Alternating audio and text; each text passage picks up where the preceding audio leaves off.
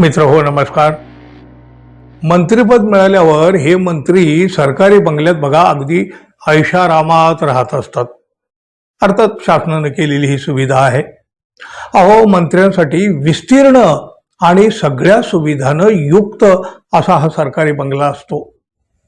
पदानुसार असं सरकारी निवासस्थान या मंत्र्यांना दिलं जातं, जसं शासकीय सेवेत असलेल्या अधिकारी कर्मचारी यांनाही दिलं जातं.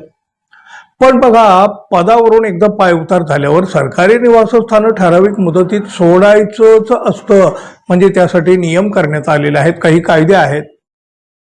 मंत्रिपद गेल्यानंतर 15 दिवसामध्ये हा सरकारी बंगला मंत्र्यानं सोडलाच पाहिजे.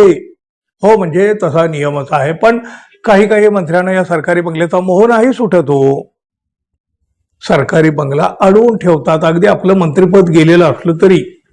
आणि मग त्यामुळे त्यांच्या जागी जो कोणी दुसरा मंत्री येत असतो त्या दुसऱ्या मंत्र्यांना अक्षरशः या बंगल्यासाठी ताटकळत राहावं लागतं. आणि बघा, आता अशीच परिस्थिती छगन भुजबळ यांची झाली आहे.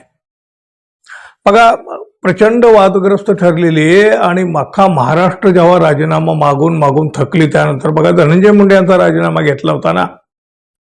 मग त्यानंतर या धनंजय मुंडे यांचं मंत्रिपद गेलं.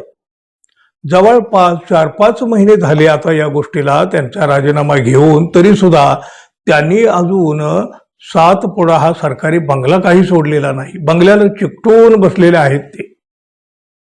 कदाचित त्यांना वाटलं असेल वातावरण थोडंसं निवळेल, हळूहळू परिस्थिती बदलेल आणि आपल्याला पुन्हा एकदा मंत्रिपदाची संधी मिळेल आणि मग त्याच बंगल्यात राहता येईल.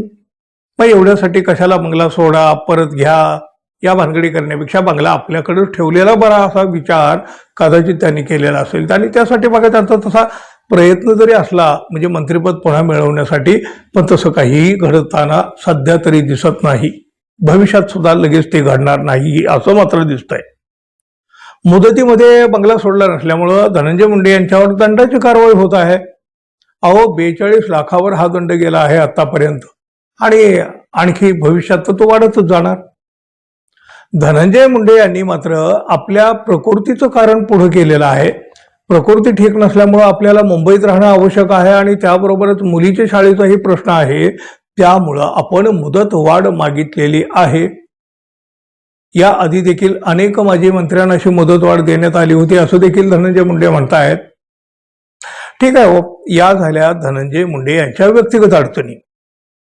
पण त्यासाठी छगन भुजबळ यांना अडकून पडावं लागलंय, त्याचं काय हो? एक माजी मंत्री सरकारी बंगल्यात राहतोय आणि दुसऱ्या विद्यमान मंत्र्यांना सरकारी बंगल्याची प्रतीक्षा करावी लागते. छगन भुजबळ यांना मंत्रिपद मिळालं, पण सरकारी बंगला मिळण्यासाठी किंवा मिळवण्यासाठी त्यांना आता वाट पाहत बसायची वेळ आली ना. मंत्रिपद आहे पण सरकारी बंगला नाही. त्यात ही काय आजी माजी मंत्री एकाच पक्षाचे ना हे दोन्ही, मुंडे आणि छगन भुजबळ. त्यामुळं सहनही होत नाही आणि सांगताही येत नाही, अशी छगन भुजबळांची परिस्थिती झाली. अर्थात अशी परिस्थिती काही पहिल्यांदा आलेली नाहीये. सरकारी अधिकारी असो किंवा मग मंत्री असो, पदावरून पाय उतार झालं तरी सरकारी निवासस्थानाचा मोह काही केल्या यांना सुटत नाही. अनेकदा या आधी अशा प्रकारच्या घटनाही समोर आलेल्या आहेत. धनंजय मुंडे हे स्वतःच्या व्यक्तिगत अडचणीचा विचार जरूर करतात, पण त्याच वेळी छगन भुजबळ यांची होत असलेली अडचण ते माझं विचारात घेत नाहीत.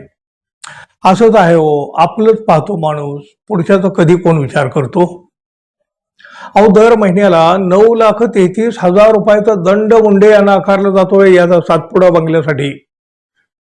त्यांच्या दृष्टीनं कदाचित ही 9,33,000 ची रक्कम आपल्याला मोठी वाटते दर महिन्याची. मुंडे यांच्यासाठी ही कदाचित किरकोळ रक्कम असू शकेल, त्यांना तसं वाटत असेल.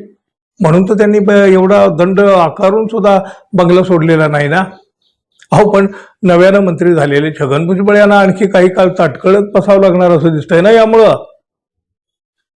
पण फक्त इथं भुजबळांची एकट्याची अडचण होते असं नाही. भुजबळांना महाराष्ट्रातून भेटायला येणाऱ्या कार्यकर्त्यांची, पदाधिकाऱ्यांची सुद्धा मोठी अडचण होऊ लागली आहे. मंत्रिपद मिळालं पण आता घर कधी मिळतंय या विचारात छगन भुजबळ आहेत. पाहूया मित्रांनो, त्यांचा हा प्रश्न कधी सुटतोय ते, कधी सोडवला जातोय ते, आणि त्यापेक्षा महत्वाचं म्हणजे धनंजय मुंडे यांना त्यांच्या सरकारी बंगल्याचा मोह कधी सुटतोय ते खूप महत्वाचं आहे. धन्यवाद मित्रांनो. आपण अजून आपल्या चॅनलला सबस्क्राईब केलं नसेल कदाचित तर सबस्क्राईब करावं ही अपेक्षा आहे. पुन्हा भेटू. नमस्कार.